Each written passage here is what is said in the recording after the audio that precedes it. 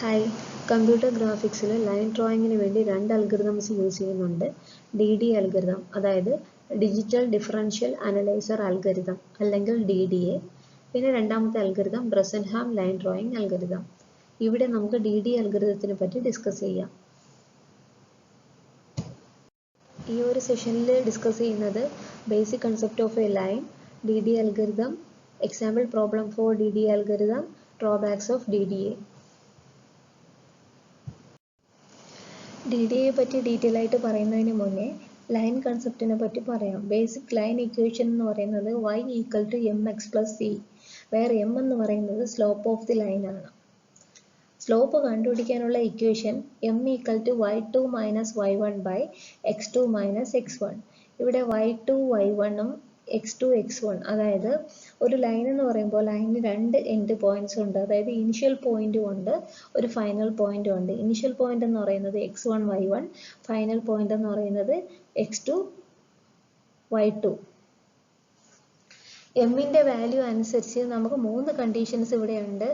എമ്മിൻ്റെ വാല്യൂ <1 ആവാം, എമ്മിൻ്റെ വാല്യൂ = 1 ആവാം, എമ്മിൻ്റെ വാല്യൂ <1 ആവാം. എമ്മിൻ്റെ വാല്യൂ <1 ആണെങ്കിൽ അവിടെ dx > dy ആയിരിക്കും. എമ്മിൻ്റെ value =1 means dy = dx. m > 1 means dy > dx. നമുക്ക് ഓരോരോ കണ്ടീഷൻസ് ആയിട്ട് ചെക്ക് ചെയ്യാം. Here slope = 1, that means dx = dy. ഈ ഫിഗർ ചെക്ക് ചെയ്യുമ്പോൾ ഇവിടെ ഒരു ലൈൻ ഡ്രോ ചെയ്തിട്ടുണ്ട്. ആ ലൈൻ നോക്കുമ്പോൾ നമുക്ക് മനസ്സിലാക്കാം ആ line equally divides that coordinate into 45 angles each.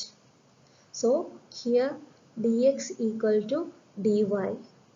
അതായത് കറസ്പോണ്ടിങ് ഡിഫറൻസ് ഇൻ എക്സ് വാല്യൂസും കറസ്പോണ്ടിങ് ഡിഫറൻസ് ഇൻ y വാല്യൂസും നോക്കുമ്പോൾ രണ്ടും ഈക്വൽ ആണ്. അതായത് dx = dy ആണ്.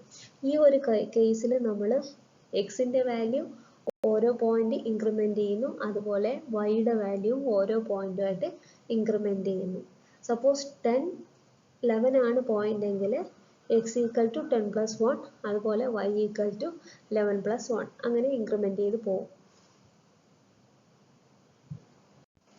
ഈ ഒരു ഫിഗർ നോക്കുമ്പോൾ നമുക്ക് മനസ്സിലാവും ഇവിടെ സ്ലോപ്പ് എന്ന് പറയുന്നത് 45 ഡിഗ്രിയേക്കാളും കുറവാണ്. അതുകൊണ്ട് കറസ്പോണ്ടിങ് dxൻ്റെ വാല്യൂവും dyയുടെ വാല്യൂവും ഡിറ്റർമിൻ ചെയ്ത് നമുക്ക് സ്ലോപ്പ് കിട്ടുമ്പോൾ സ്ലോപ്പിൻ്റെ വാല്യൂ 1നേക്കാളും കുറവായിരിക്കും. അതായത് slope <1. That means dx > dy. dx > dy ആണെങ്കിൽ നമ്മൾ ചെയ്യുന്നതെന്ന് വെച്ചാൽ എക്സിൻ്റെ വാല്യൂ ഓരോ പോയിന്റ് ഇൻക്രിമെന്റ് ചെയ്തിട്ട് കറസ്പോണ്ടിങ് y വാല്യൂ ഡിറ്റർമിൻ ചെയ്യും.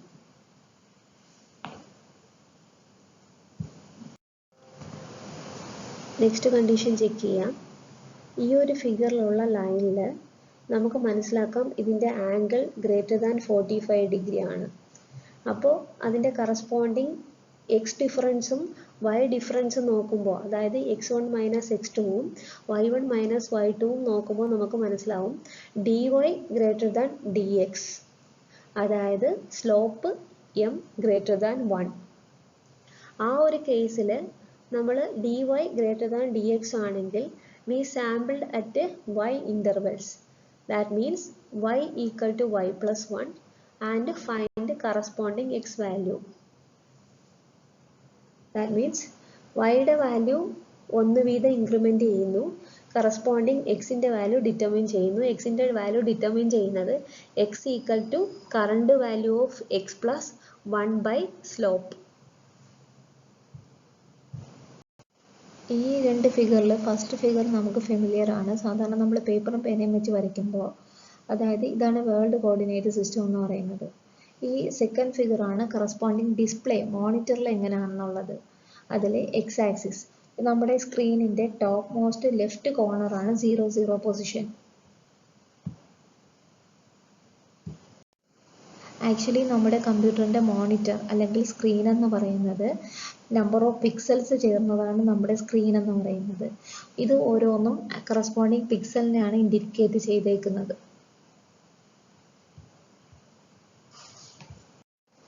നമുക്കറിയാം സ്ക്രീൻ എന്ന് പറയുന്നത് കളക്ഷൻ ഓഫ് പിക്സൽസ് ആണ്.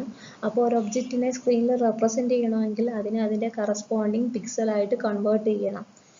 അപ്പോൾ ഒരു ഒബ്ജക്റ്റിനെ അതിൻ്റെ കറസ്പോണ്ടിങ് പിക്സലായിട്ട് കൺവേർട്ട് ചെയ്യുന്നതിന് പറയുന്ന പേരാണ് സ്കാൻ കൺവേർഷൻ. ഇനി സപ്പോസ് ഒരു vector value y = mx + c, അതിനെ നമുക്ക് അതേപടി നമ്മുടെ സ്ക്രീനിലോട്ട് റെപ്രസെൻ്റ് ചെയ്യാൻ പറ്റില്ല. അപ്പോൾ converting a vector into a raster is called rasterisation. അതായത് ഒരു വെക്റ്ററിനെ സ്ക്രീനിൽ റെപ്രസെൻ്റ് ചെയ്യണമെങ്കിൽ അതിനെ കറസ്പോണ്ടിങ് പിക്സലായിട്ട് കൺവേർട്ട് ചെയ്യണം. അതിന് പറയുന്ന പേരാണ് റാസ്റ്ററൈസേഷൻ. Next, DDA algorithm. DDA is a scan conversion line algorithm. It depends on the values of dx or dy. Initially നമുക്ക് സ്റ്റാർട്ടിങ് ആൻഡ് എൻഡിങ് കോർഡിനേറ്റ്സ് തന്നിട്ടുണ്ട്. അതായത് x1 y1 x2 y2 തന്നിട്ടുണ്ട്. നമ്മുടെ ഒബ്ജക്റ്റീവ് എന്ന് പറയുന്നത് ഇതിനിടയ്ക്കുള്ള പോയിന്റ്സിനെ ജനറേറ്റ് ചെയ്യുക. അതായത് സ്റ്റാർട്ടിംഗ് പോയിന്റിനും എൻഡിങ് പോയിന്റിനും ഇടയ്ക്കുള്ള പോയിന്റ്സിനെ ജനറേറ്റ് ചെയ്യുക.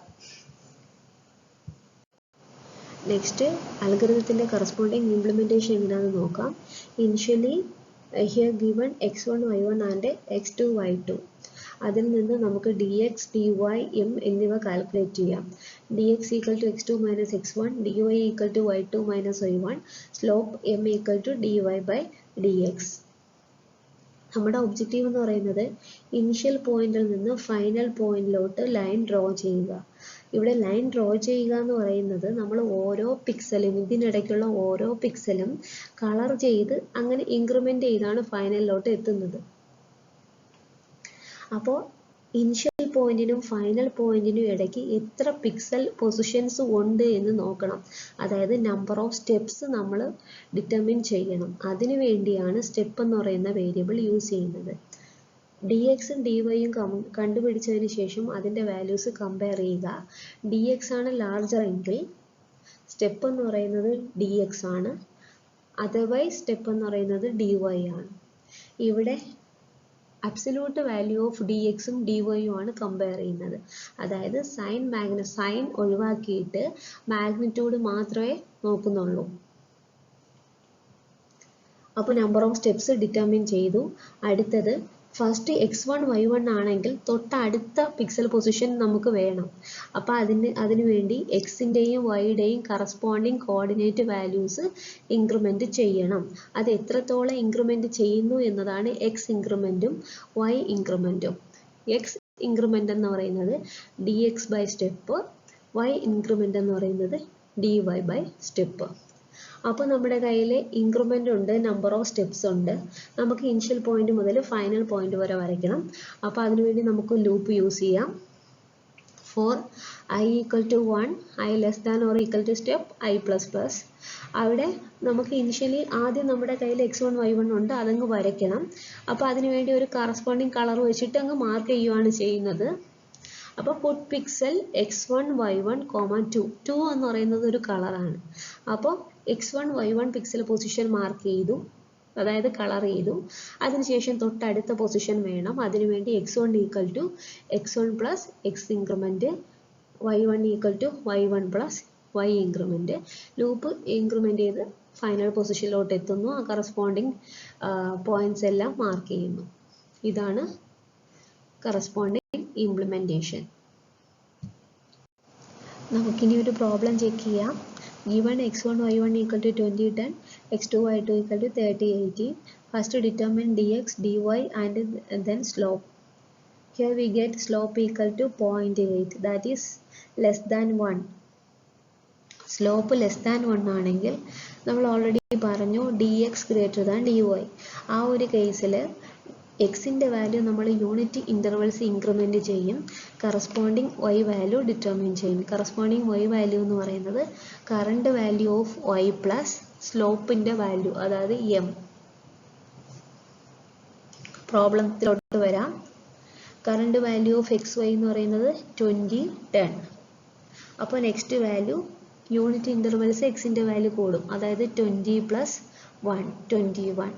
കറസ്പോണ്ടിങ് y വാല്യൂ എന്ന് പറയുന്നത് 10 പ്ലസ് സ്ലോപ്പ് വാല്യൂ 0.8, അതായത് 10.8. ഇവിടെ റൗണ്ട് ഓഫ് ചെയ്യരുത്, ലാസ്റ്റ് സ്റ്റെപ്പ് മാത്രം റൗണ്ട് ഓഫ് ചെയ്താൽ മതി. നെക്സ്റ്റ് ആ വാല്യൂ വെച്ചിട്ട് 21 10.8. അപ്പോൾ 21 ആണ് കറണ്ട് എക്സിൻ്റെ വാല്യൂ. അപ്പോൾ 21 പ്ലസ് യൂണിറ്റ് ഇൻക്രിമെൻറ്റ്, അതായത് 21 plus 1 22. Then corresponding y value എന്ന് പറയുന്നത് 10.8 പ്ലസ് സ്ലോപ്പിൻ്റെ വാല്യൂ 0.8, അപ്പോൾ 11.6. അപ്പോൾ നമുക്ക് കറണ്ട് കിട്ടിയ വാല്യൂ 22 ആൻഡ് 11.6. നെക്സ്റ്റ് പോയിന്റ് എന്ന് പറയുന്നത് 22 plus 1 X value and y value എന്ന് പറയുന്നത് 11.6 പ്ലസ് 0.8, അതായത് 12.4. ഇങ്ങനെ ചെയ്ത് നമുക്ക് ആ ഫൈനൽ എൻഡ് പോയിന്റ് തന്നേക്കുന്നത് വരെ നമ്മൾ കറസ്പോണ്ടിങ് വാല്യൂ കാൽക്കുലേറ്റ് ചെയ്യണം. കാൽക്കുലേറ്റ് ചെയ്യുമ്പോൾ ഈ പറഞ്ഞേക്കുന്ന കറസ്പോണ്ടിങ് തന്നേക്കുന്ന വാല്യൂസ് എല്ലാം കിട്ടും. അവസാനം നമുക്ക് അറിയാം ഈ വൈയുടെ വാല്യൂ കിട്ടിയതെല്ലാം സ്ലോപ്പ് ആഡ് ചെയ്തപ്പോൾ എല്ലാം നമുക്ക് ഒരു ഫ്ലോട്ട് വാല്യൂ ആണ് നമുക്ക് കിട്ടിയത്. മിക്കവാറും ഫ്ലോട്ട് വാല്യൂ ആണ്. ഞാൻ നേരത്തെ പറഞ്ഞ പിക്സലിലോട്ട് കൺവേർട്ട് ചെയ്യുമ്പോൾ, അതായത് ഒരു ലൈനിനെ നമ്മൾ പിക്സലിലോട്ട് റെപ്രസെൻ്റ് ചെയ്യുമ്പോൾ അവിടെ ഒരിക്കലും പോയിന്റ്സ് ഇല്ല, കറസ്പോണ്ടിങ് പിക്സൽസ് മാത്രമേ ഉള്ളൂ. അപ്പോൾ നമുക്ക് ഇങ്ങനെ വെച്ചിരുന്നാൽ, ഇങ്ങനെയാണെങ്കിൽ ഈ പോയിന്റ്സ് ആണെങ്കിൽ നമുക്കത് വരയ്ക്കാൻ പറ്റത്തില്ല. അപ്പോൾ അതിനെ കറസ്പോണ്ടിങ് റൗണ്ട് ഓഫ് ചെയ്യണം. അപ്പോൾ ആദ്യം ഇനിഷ്യലി ഉള്ള നമുക്ക് കിട്ടിയ വാല്യൂ 10.8 ആണ്. 10.8നെ അതേപോലെ വരയ്ക്കാൻ പറ്റത്തില്ല, അതിനെ റൗണ്ട് ഓഫ് ചെയ്ത് നിയറസ്റ്റ് ഇൻറ്റിജറിലോട്ട് റൗണ്ട് ഓഫ് ചെയ്തു. അപ്പോൾ 11.6 ആണെങ്കിൽ നിയറസ്റ്റ് വാല്യൂ 12, 12.4 ആകുമ്പോൾ നിയറസ്റ്റ് 12, 13.2 ആകുമ്പോൾ 13, 14 ആകുമ്പോൾ 14, തന്നെ 14.8, അപ്പോൾ നിയറസ്റ്റ് വാല്യൂ 15. അങ്ങനെ ഡിറ്റർമിൻ ചെയ്ത് നമുക്ക് ഇനിഷ്യൽ പോയിന്റ് മുതൽ ഫൈനൽ പോയിന്റ് വരെയുള്ള എല്ലാ പോയിന്റ്സും കിട്ടി. അത് കറസ്പോണ്ടിങ് പിക്സലിലോട്ട് റെപ്രസെൻറ്റ് ചെയ്യാം. Next is drawbacks of DDA. Digital differential analyser algorithm അല്ലെങ്കിൽ DDA സിമ്പിളാണ്, ഫാസ്റ്റാണ്. പക്ഷേ നമുക്ക് കിട്ടുന്ന ഔട്ട്പുട്ട് ലൈൻ ഒരിക്കലും ഒരു സ്മൂത്ത് ലൈൻ അല്ല DDA വഴി നമുക്ക് കിട്ടുന്നത്. അതുപോലെ തന്നെ എക്സിൻ്റെയും വൈയുടെയും ഇൻക്രിമെൻ്റ് കണ്ടുപിടിക്കുന്നത് ഡിവിഷൻ ഓപ്പറേഷൻ വഴിയാണ്. ഡിവിഷൻ്റെ റിസൾട്ട് കൂടുതലും നമുക്ക് കിട്ടുന്നത് ഒരു ഫ്ലോട്ട് വാല്യൂ ആയിട്ടാണ്. ഫ്ലോട്ടിൻ്റെ പ്രോസസ്സിംഗ് ടൈം ഇൻറ്റിജറിൻ്റെ പ്രോസസ്സിംഗ് ടൈമിനേക്കാളും കൂടുതലാണ്, അതായത് ടൈം കൺസ്യൂമിംഗ് ആണ് DDA അൽഗോരിതം. അതുപോലെ തന്നെ നമ്മൾ ഈ ഫ്ലോട്ട് വാല്യൂ എല്ലാം അവസാനം പിക്സലിലോട്ട് റെപ്രസെൻ്റ് ചെയ്യാൻ വേണ്ടി റൗണ്ട് ഓഫ് ചെയ്യും, നിയറസ്റ്റ് ഇൻറ്റിജർ വാല്യൂയിലോട്ട് റൗണ്ട് ഓഫ് ചെയ്യും. അതും ടൈം കൺസ്യൂമിംഗ് ആണ്.